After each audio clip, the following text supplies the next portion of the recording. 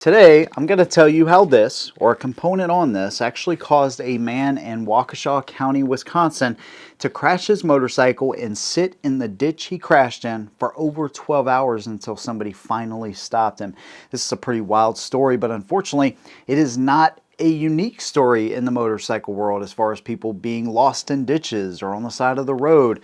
It's very unfortunate, but I'm going to tell you how you can avoid this. Now, I know some people may agree, some people may disagree. That's totally fine. I want to hear your opinion after the video, whatever that may be. Let me know what you think down below. If you like what I do, consider subscribing. Let's go and get into it. Now, we only have a few days left for the 2025 Indian Scout Bobber giveaway. So there's a link in the description to Headshot Nation, and that's where you can sign up to enter to win this motorcycle. I've partnered up with the same small veteran-owned business I've done other giveaways with, and this time we're giving away a freaking 2025 Indian Scout Bobber. This thing is freaking awesome.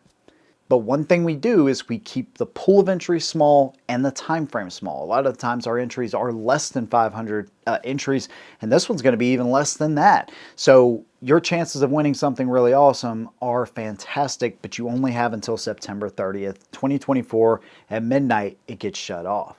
So once you click the link in the description, you sign up to Headshot Nation, exclusive videos, ad-free videos. You actually get videos from both of my channels, including exclusive videos. But one of the coolest parts, besides all of that, which is actually pretty cool too, is the fact that our community can talk there. So if you have video ideas, you have questions, you want to talk with other members of the community, it is like a motorcycling and actually gun space where we all can talk about our ideas and everything we like. If you just want to watch motorcycles or just guns, you can do all of that. And there is an app that goes along with it as well. Again, you only have until September 30th at midnight. It's going to get cut off. So click the link in the description, sign up to Headshot Nation. 6 months is 49 bucks and you're automatically entered. Good luck to every single one of you. Now, this story is about Alex Gimza. He is up in Wisconsin, and according to his dad, he likes to take these nighttime motorcycle rides. And, you know, totally get it, right? Especially down here in the South or anywhere really when it's hot at nighttime, it becomes one of the best times to ride, but it also becomes a time where your vision is impeded, of course. Now, apparently he was going down I-43, 85 miles an hour in a 70 mile per hour zone. That's one of the first issues that I noticed, but let me just kind of tell you how this all plays out. Well, he ends up losing sight of the road and ends up in the ditch. Now, unfortunately for him, he crashed at 11 p.m., right? He heard, or he could remember hearing rush hour traffic in the morning. The next morning, nobody stopped. It wasn't until noon the next day when somebody finally saw him in the ditch. They thought something was wrong, and they were able to stop and help him out.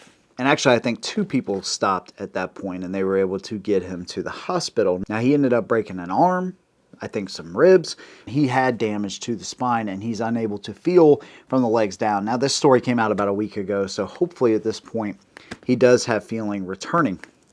But either way, he couldn't move. There was nothing that he could do. He could just sit there helpless. That must have been an absolutely terrifying experience right there. And fortunately, like I said, he was found. There actually is a GoFundMe if you want to help him out. He's a fellow rider, and you can see his motorcycle right here, absolutely mangled, right? Like I said, it's unfortunately not uncommon for these stories. I came across a variety of stories of motorcycles lost in a ditch or lost on the side of the road. You know, if you're going up a mountainous road and you go off, you know, and you're by yourself, who the heck's going to see you? Now, this was, you know, in a ditch on the interstate and nobody saw him for 12 hours. Certainly, rush hour traffic passing by, if somebody would have been paying attention, if somebody was off of their phone, if somebody saw him, they could have got to him much sooner. But fortunately for him, there was no kind of like internal injuries that would have caused him. I mean, like the possibilities could have been really bad. What if the bike landed on top of him, right? And you have hot exhaust in the engine. I mean, just think about that and not being able to get the motorcycle off of you. My mind goes other places too, and because I freaking hate snakes, I think about, you know, crashing into a ditch and there's a freaking Eastern Diamondback or something, right? I mean, either way, there's a lot of things, and I kind of laugh about it because I know he's okay now, and it's not really a laughing matter, but my brain goes to like a snake story of some kind because I hate snakes. So, anyways, there's that. There's a lot of possibilities and potential hazards that we deal with, and that is one of them. Now, when I first heard this story, or when I first read through it, the very first thing is the speed, right? That is a big contributing factor in most motorcycle crashes, whether it's speed in a corner or just excessive speed all the way around. And while 85 and a 70 is obviously too fast, right? That's not uncommon for interstate riding. But at nighttime, that's where, in my opinion, I got to slow it down for sure. Because the last thing you want to be doing is outrunning your headlight.